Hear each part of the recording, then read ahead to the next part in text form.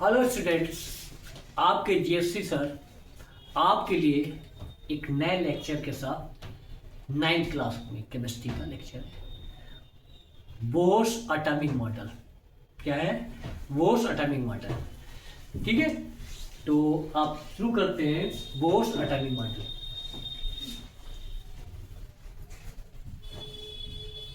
Bohr's atomic model. ठीक है, Bohr's atomic model. इससे पहले जो टॉपिक्स थे मैं आपको अपने लेक्चर में दे चुका हूं। अब आपके नया टॉपिक है बोर्स एटॉमिक मॉडल। ठीक है, रदरफोर्ड के मॉडल्स को मॉडिफाई किया, उनकी जो डिफेक्ट्स थे उनको प्योरीफाई करके वो सामने अपना मॉडल दिया। ठीक है, और वो क्या है? बोर्स एटॉमिक मॉडल के नाम से। तो क्या कहा? बड़ी सारी चीजें हैं। Atom made up from two parts. क्या बोला?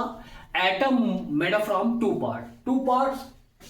Nucleus, around the nucleus electron move in definite energy orbital. क्या है? डेफिनिट एनर्जी ऑर्बिटल, यानी इनकी सबकी एनर्जी क्या होगी? डेफिनिट होती है ना। पर्टिकुलर ऑर्बिट की अपनी एक एनर्जी होती है।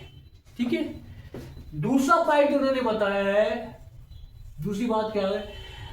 When electron move around the nucleus के अराउंड मूव कर रहे हैं डेफिनिट एनर्जी ऑर्बिट में, तो एक क्या बना रहे हैं?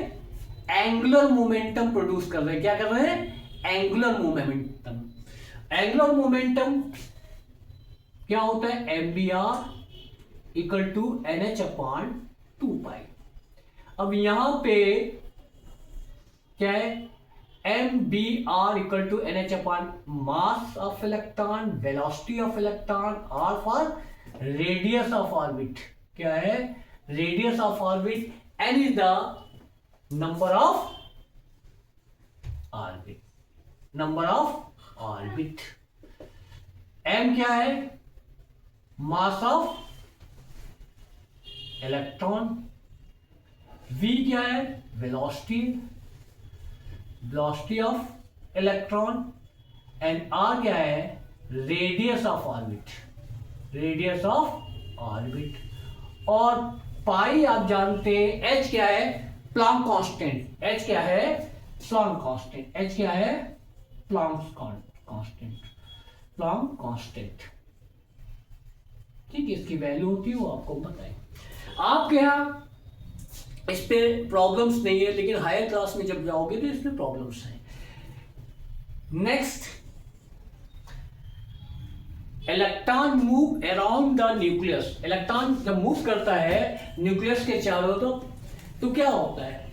एक, जैसे आपने देखा होगा, आपने पतंग उड़ाई है? नहीं उड़ाई है?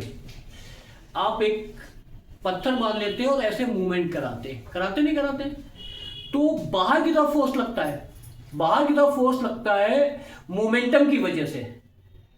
और वो ऐसे ही इलेक्ट्रॉन जब मूव करता है बाहर की ओर फोर्स लगाता है। इलेक्ट्रॉन के मूव करने में बाहर की ओर जो फोर्स लगता है तो उसे क्या कहते हैं? Centrifugal force. क्या कहते हैं? Centrifugal force. बाहर की तरफ लगने वाला फोर्स क्या है? Centrifugal force. अब इलेक्ट्रॉन पे नेगेटिव चार्ज, न्यूक्लियस भी तो फोर्स ऑफ अट्रैक्शन लगाएगा। न्यूक्लियस भी ना, ये इलेक्ट्रॉन बाहर जाता है ऑर्बिट के, ना न्यूक्लियस में आता है, क्योंकि न्यूक्लियस भी अपनी ओर एक फोर्स लगाता है। और वो फोर्स क्या होता है? सेंटीपीटल फोर्स कहते हैं। क्या करते हैं? Centripetal force. और दोनों फोर्स एक दूसरे को बैलेंस करते रहते हैं। तो इलेक्ट्रॉन ना ऑर्बिट से बाहर जाएगा, ना इलेक्ट्रॉन ऑर्बिट न्यूक्लियस के अंदर आएगा, जिसकी वजह से इलेक्ट्रॉन मूव करता रहता है और अपनी स्टेशनरी पोजीशन पे रहता है। तो क्या है? सेंटीपीटल फोर्स, सेंट्रीफ्यूगल फोर्स एक दूसरे को बैलेंस करते हैं। इसलिए क्या है? इलेक्ट्रॉन न बाहर जाता है इसकी वजह से क्या होता है, एटम आपका स्टेबल होता है। क्या होता है, स्टेबिलिटी शो करता है ना। नेक्स्ट, क्योंकि ऑलरेडी आप जान चुके हैं रदरफोर्ड एटॉमिक मॉडल में स्टेबिलिटी के बारे में कोई एक्सप्लेनेशन नहीं दिया गया था, वो इनकी ड्रॉबैक थी। फोर्थ पॉइंट क्या है, जब इलेक्ट्रॉन मूव कर रहा होता है, इलेक्ट्रॉन मूव कर रहा होता है तो क्या है, ये यहां से आउटर मोस्ट जाएंगे, ये क्या है, आप ऑर्बिट आपकी KLM, जैसे जैसे बाहर निकलते चले जाएंगे तो एनर्जी इंक्रीज होती चली जाती है। 1 2 3 4, यानी एनर्जी किसकी, फोर्थ ऑर्बिट की ज्यादा होगी, थर्ड के ऑर्बिट से एनर्जी सेकेंड की कम होगी, और फर्स्ट के। तो न्यूक्लियस के जितने करीब कोई ऑर्बिट होता है उसकी एनर्जी कम होती चली जाती है, और न्यूक्लियस से दूर जाता, away from nucleus, energy release होती जाती है। क्या है, एनर्जी रिलीज हो जाती है। अब ये वाला इलेक्ट्रॉन यदि जंप कर जाए किसमें, इसमें, तो एनर्जी रिलीज करेगा। ये वाला इलेक्ट्रॉन इसमें जंप कर जाए, मान लेते हैं इसकी एनर्जी, इस ऑर्बिट की एनर्जी क्या है, E1 है, इस ऑर्बिट की एनर्जी क्या है, E2 है, यानी एनर्जी की वैल्यू है।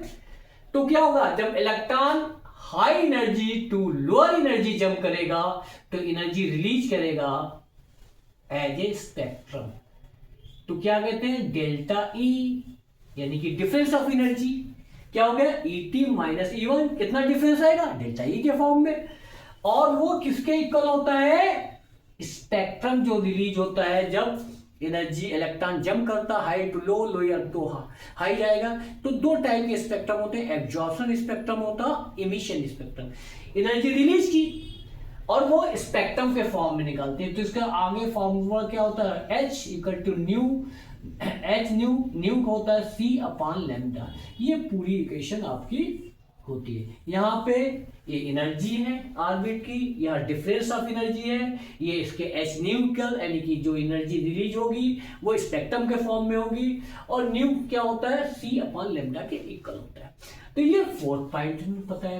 तो पहला पॉइंट क्या था, atom made up from two parts. क्या है, two part, nucleus and around the nucleus electron move in definite energy orbit. ठीक है। दूसरा पॉइंट क्या था, when electron move around the nucleus they produce angular momentum, mv equal to nh/2π।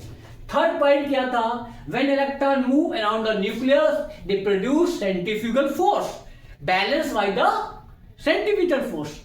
ठीक है। तो दोनों को बैलेंस होने से क्या है, atom, that's why atom is stable. Fourth one क्या है, when electron high energy orbit jump करता है लोअर में तो एनर्जी रिलीज करता है, और लोअर टू हायर जाएगा तो एनर्जी एब्जॉर्ब करता है। वो किसके equal, E2 minus E1 delta E H new SC/W। तो ये आप स्क्रीनशॉट ले लीजिए। तो आप लोगों ने स्क्रीनशॉट ले लिया है। अब इसकी बोर्स एटॉमिक मॉडल के डिफेक्ट्स क्या है, defects of Bohr atomic model, defects of Bohr atomic model। क्या क्या डिफेक्ट्स हैं, फर्स्ट डिफेक्ट है आपका, पहला डिफेक्ट क्या है, Bohr atomic model not explain about the spectrum। जिसका स्पेक्ट्रम के बारे में not explain about the spectrum, किसके लिए, when more than one electron, एक से अधिक इलेक्ट्रॉन रखने वाले एटम्स, आयंस के बारे में ये क्या स्पेक्ट्रम का एक्सप्लेनेशन नहीं कर पाते। तो दूसरा डिफेक्ट्स क्या है, they do not explain about the G-man effects. क्या है, जी-मैन इफेक्ट्स और स्टार्क इफेक्ट, स्टार्क इफेक्ट, इन दोनों इफेक्ट्स के बारे में एक्सप्लेन नहीं कर पाए थे। तो नोट कर लीजिए, फर्स्ट क्या है, Bohr's atomic model, Bohr's atomic model, atomic model not explain, does not explain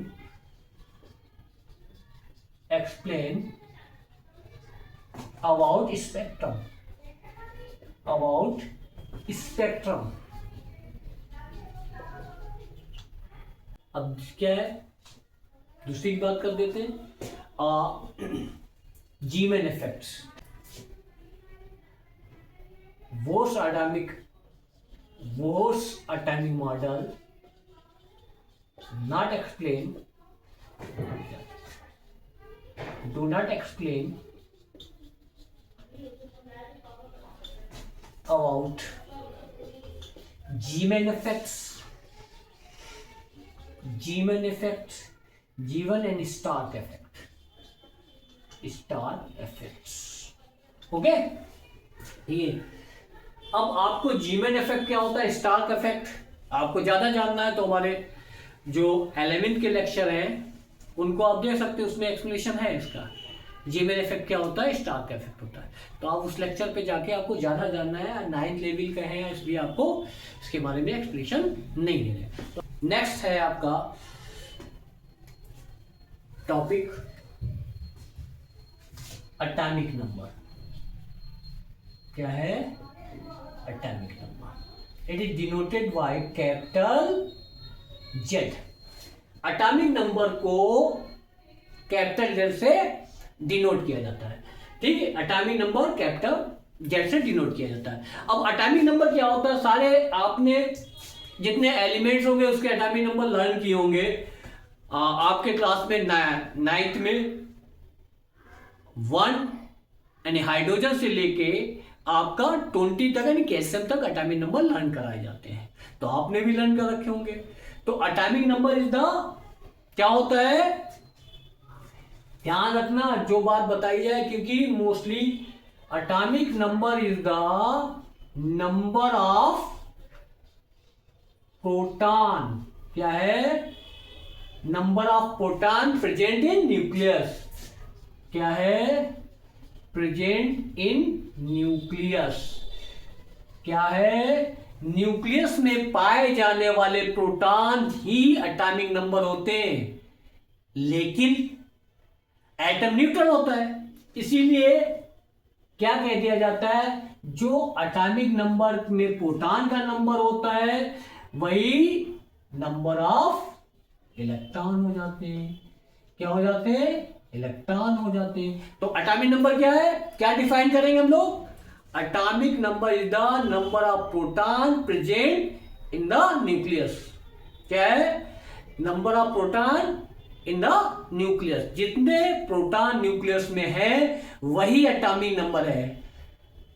electron का नंबर एटॉमिक नंबर नहीं है, आप ऐसे डिफाइन नहीं कर सकते atomic number equal to number of electron, ये रॉन्ग है, ठीक है। तो हम इसका डेफिनेशन आपको लिख देते हैं, आप नोट कर लीजिएगा। एटॉमिक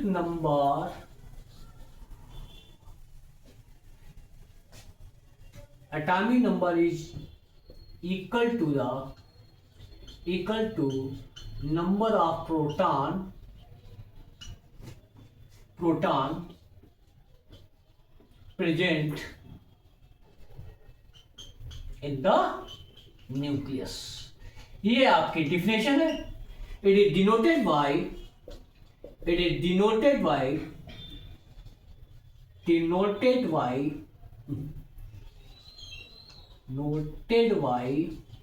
किससे, सैम्पल किससे दिया जाता है, कैपिटल जेड, ठीक है। क्लियर हो गई बात। अब इसका फॉर्मूला भी लिख सकते हैं आप, क्या है, atomic number equal to number of proton. क्या है, number of proton equal to number of electron equal to the number of electron.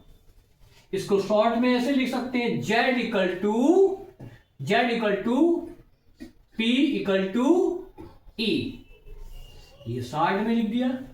ये सिंबल आपका प्रोटॉन का, ये सिंबल ऑफ इलेक्ट्रॉन का, ये Z एटॉमिक नंबर है। अब नया टॉपिक आपको शुरू करते हैं, मास नंबर। मास नंबर क्या है? Mass number. मास नंबर क्या होता है? नंबर, मास नंबर देखते हैं, आप देख लीजिए। Mass number equal to number of proton plus number of neutron. क्या होता है? मास नंबर इक्वल टू, क्या डिफाइन करेंगे? Mass number is the number of proton and neutron present in the nucleus है। It is denoted by capital A. Mass number को capital A से denote किया जाता है। इसका फॉर्मूला क्या है? A equal to P plus N. ये क्या आपका फॉर्मूला है, हो गया mass number equal to number of proton plus number of neutron. तो डिफिनेशन इसकी क्या हो सकती है?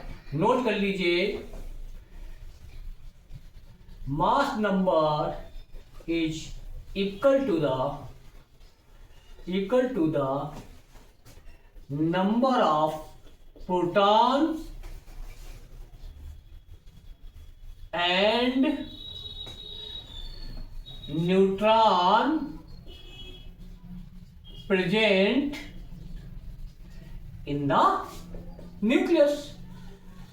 In the nucleus, it is denoted by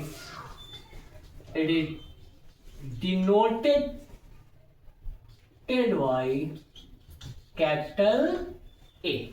अब देखिए क्या है, किसी भी एलिमेंट का मास नंबर और एटॉमिक नंबर को डिनोट करते हैं तो कैसे लिखा जाता है? मान लीजिए कोई आपका एलिमेंट X है, तो क्या करेंगे?